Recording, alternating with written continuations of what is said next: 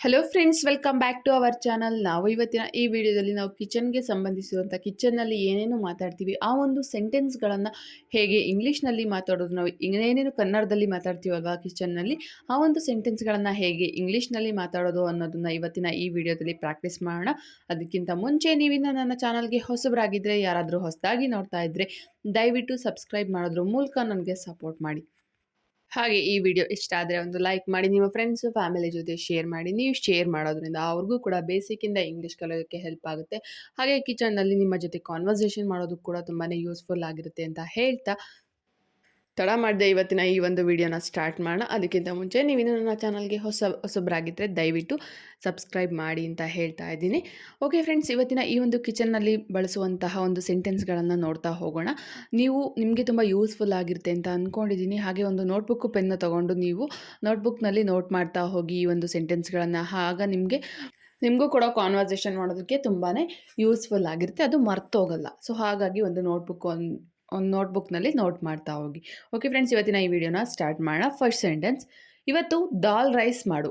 ಇವತ್ತು ದಾಲ್ ರೈಸ್ ಮಾಡು. ಇವತ್ತು ದಾಲ್ ರೈಸ್ ಮಾಡು, ನನಗೆ ತಿನ್ನೋದಕ್ಕೆ ಬೇರೆ ಏನಾದರೂ ವೆರೈಟಿ ಬೇಕು. ಸೊ ಹಾಗಾಗಿ ಇವತ್ತು ದಾಲ್ ರೈಸ್ ಮಾಡು ಅಂತ ಹೇಳ್ತೀವಲ್ಲ, ಅದಕ್ಕೆ ಇಂಗ್ಲೀಷ್ನಲ್ಲಿ ಯಾವ ರೀತಿಯಾಗಿ ಹೇಳೋದು ನೋಡೋಣ. ಮೇಕ್ ದಾಲ್ ರೈಸ್ ಟುಡೇ. ಮೇಕ್ ದಾಲ್ ರೈಸ್ ಟುಡೇ. ಇವತ್ತು ದಾಲ್ ರೈಸ್ ಮಾಡು. ಮೇಕ್ ದಾಲ್ ರೈಸ್ ಟುಡೇ. ನೆಕ್ಸ್ಟ್, ಹಾಲನ್ನು ಬಿಸಿ ಮಾಡು. ಹಾಲನ್ನು ಬಿಸಿ ಮಾಡು. Warm the milk. Warm the milk. ಹಾಲನ್ನ ಬಿಸಿ ಮಾಡು, ಹಾಲನ್ನ ಕಾಯಿಸಿಡು ಅಂತ ಹೇಳ್ತೀವಲ್ಲ, ಹಾಲನ್ನ ಬಿಸಿ ಮಾಡು ಅಂತ ಹೇಳೋದಕ್ಕೆ ವಾರ್ಮ್ ದ ಮಿಲ್ಕ್ ಅಂತ ಹೇಳ್ಬೋದು. ನೆಕ್ಸ್ಟ್, ಬ್ರೆಡ್ ಮೇಲೆ ಬೆಣ್ಣೆಯನ್ನು ಹಚ್ಚು. ಬ್ರೆಡ್ ಮೇಲೆ ಬೆಣ್ಣೆಯನ್ನು ಹಚ್ಚು. Spread the butter on the bread. Spread the butter on the bread. Bread ಮೇಲೆ ಬೆಣ್ಣೆ ಹಚ್ಚು. ಯೂಶ್ವಲಿ ಬ್ರೆಡ್ ತಿನ್ನುವಾಗ ಅದ್ರ ಮೇಲೆ ಬೆಣ್ಣೆ ಹಚ್ಕೊಂಡು ತಿಂತಾರಲ್ವ, ಸೊ ಆಗಾಗ ನೀವು ಈ ಸೆಂಟೆನ್ಸ್ನ ಬಳಸ್ಬೋದಾಗಿರುತ್ತೆ. ಬ್ರೆಡ್ ಮೇಲೆ ಬೆಣ್ಣೆ ಹಚ್ಚು ಅಂತ ಹೇಳೋದಕ್ಕೆ spread the butter on the bread ಅಂತ ಹೇಳ್ಬೋದು. ನೆಕ್ಸ್ಟ್, ಕಾಫಿ ಮಾಡು. ಕಾಫಿ ಮಾಡು.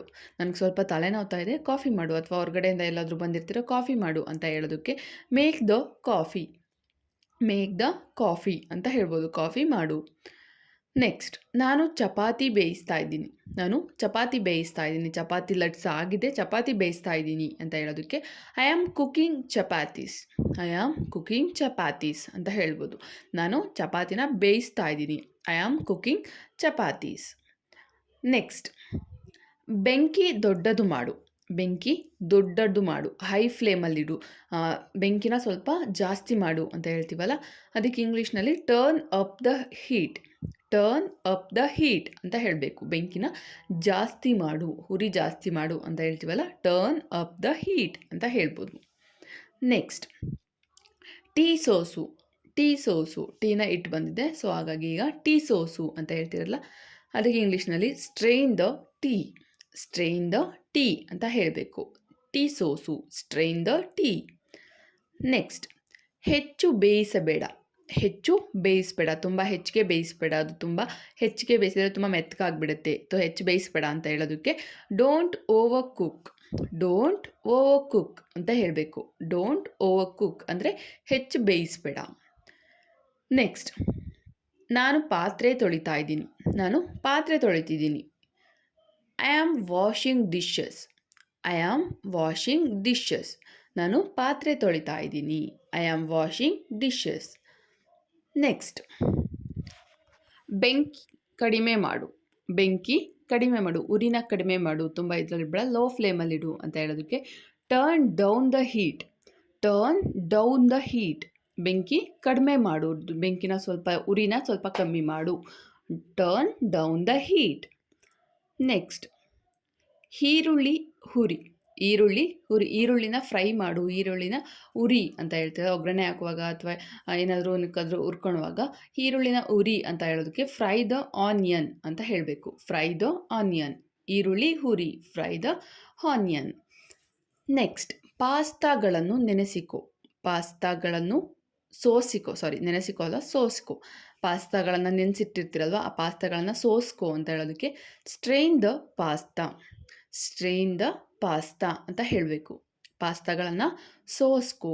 Strain the pasta. ನೆಕ್ಸ್ಟ್, ಹಾಲು ಒಡೆದಿದೆ. ಹಾಲು ಒಡೆದೋಗಿದೆ, ಹಾಲು ಹಾಳಾಗ್ಬಿಟ್ಟಿದೆ, ಹಾಲು ಒಡೆದೋಗಿದೆ. Milk has ಕರ್ಡಲ್ಡ್.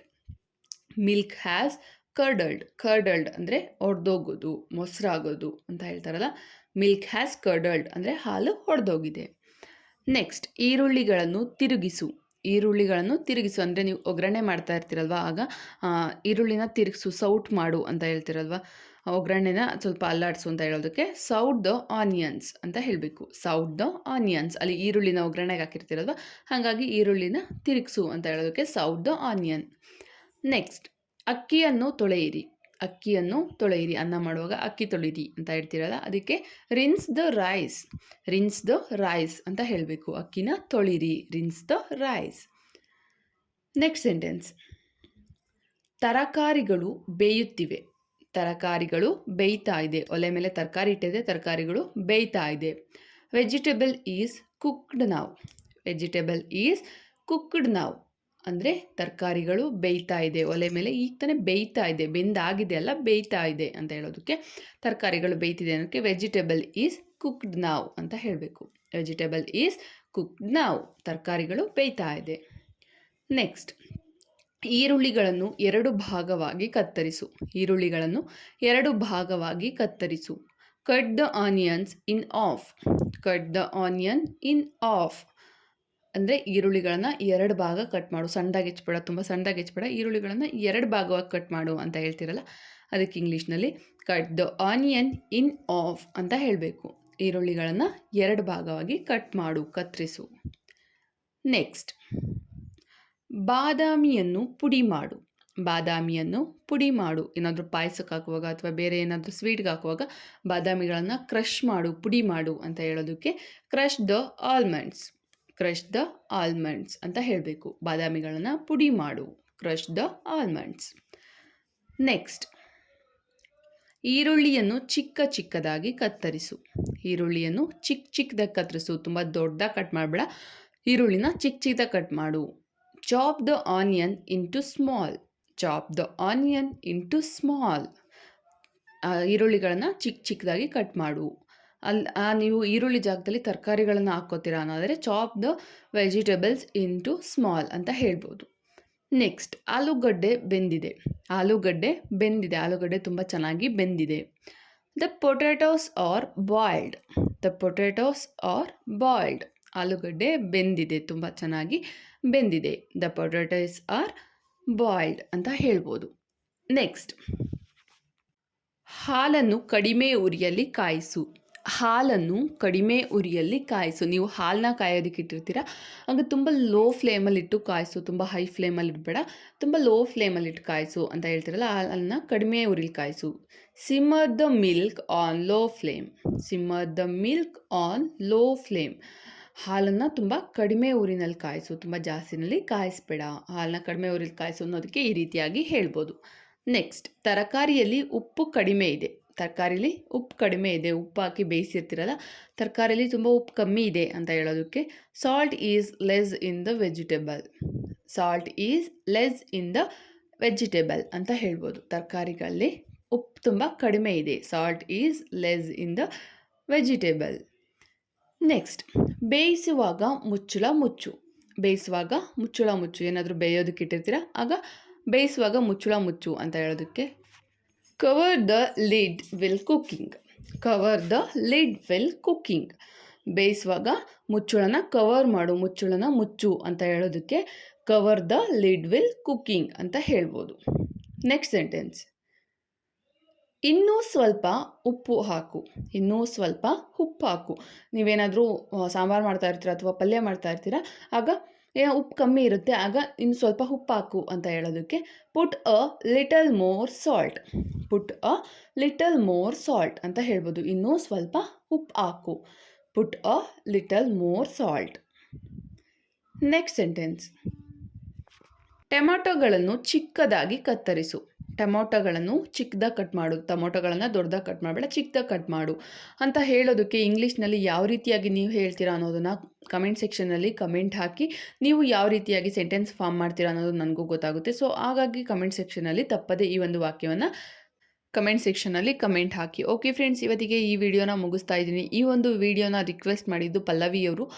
ನನಗೆ ಕಿಚನಲ್ಲಿ ಮಾತಾಡೋದಕ್ಕೆ ಬೇಕಾಗಿರುವಂತಹ ವಾಕ್ಯಗಳನ್ನು ದಯವಿಟ್ಟು ವಿಡಿಯೋ ಮಾಡಿ ಅಂತ ಹಾಕಿದರು. ಸೊ ಹಾಗಾಗಿ ಅವರಿಗೋಸ್ಕರ ಈ ಒಂದು ವಿಡಿಯೋನ ಹಾಕಿದ್ದೀನಿ. ಅವ್ರಿಗೆ ತುಂಬಾ ಯೂಸ್ಫುಲ್ ಆಗಿದೆ ಅಂತ ಅಂದ್ಕೊಂಡಿದ್ದೀನಿ. ಯೂಸ್ ಆಗಿದರೆ ದಯವಿಟ್ಟು ಒಂದು ಲೈಕ್ ಮಾಡಿ, ಹಾಗೆ ಕಮೆಂಟ್ ಸೆಕ್ಷನಲ್ಲಿ ಕಮೆಂಟ್ ಹಾಕಿ ವಿಡಿಯೋ ಹೇಗೆ ಬಂತು ಅಂತ.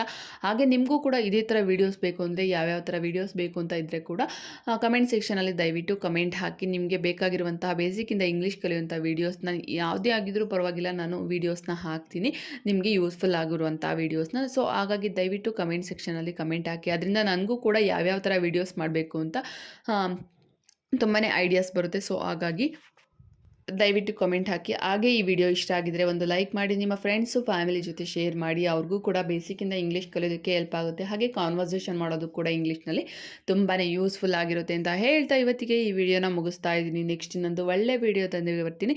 ಅಲ್ಲಿವರೆಗೂ ನನ್ನ ಚಾನಲ್ ಇರುವಂಥ ಎಲ್ಲ ವೀಡಿಯೋಸ್ ನೋಡಿ. ಜೈ ಹಿಂದ್, ಜೈ ಕರ್ನಾಟಕ ಮಾತೆ.